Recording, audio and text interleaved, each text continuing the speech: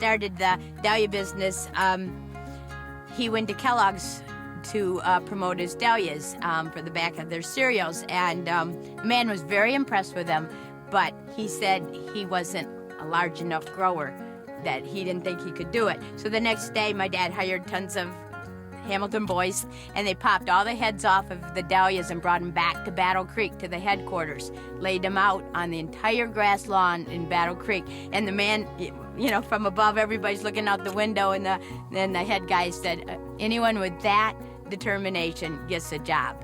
And that absolutely changed the Dahlia business. They would literally deliver 3 mail bags a day of mail to my dad's house. And my mom and 3 other ladies did nothing but open them. But it was 2 for 50 cents or 5 for $1, including shipping. So for 6 years, that's what we did. But that just, it was an amazing thing. Wow. And it was the break my dad needed, you know.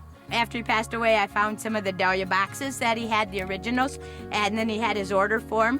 It was 1959, and the first 50-cent piece, so I have it framed in the building.